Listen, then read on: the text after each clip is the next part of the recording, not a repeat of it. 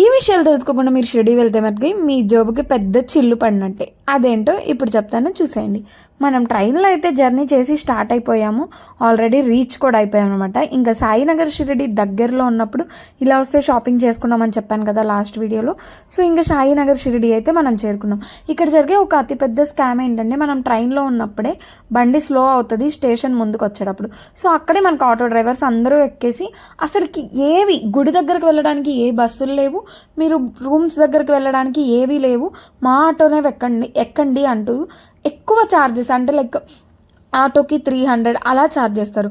So మీరు కొంచెం వాళ్ళతోటి టెన్షన్ పెట్టుకోకుండా మనం స్టేషన్ బయటకు వస్తే ట్రస్ట్ తరపున ఫ్రీ బస్సెస్ ఉంటాయి. అండ్ ఫ్రీ బస్సెస్ కూడా మిమ్మల్ని ఎక్కిచ్చారు.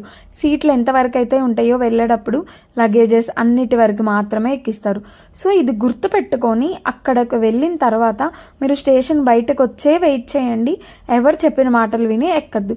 కానీ ఇక్కడికి వచ్చాక పెద్ద ప్రాసెస్ ఉంటుంది. మేము 2 months ముందే రూమ్ బుక్ చేసుకున్నాం, కానీ ఇక్కడ 40 minutes లైన్లో నిలబడాల్సి వచ్చింది. అదెందుకో నెక్స్ట్ వీడియోలో చెప్తా. ఇవన్నీ అయిపోయాక ఫుడ్ తినడానికైతే వెళ్ళిపోయాం. మేము ఎంత ఆకలితో ఉన్నామో ఆ ఫుడ్ అంతా అమృతంలా అనిపించింది అనమాట. నెక్స్ట్ వీడియోస్లో ఏం జరిగిందో షేర్ చేసుకుంటాను. వీడియో నచ్చితే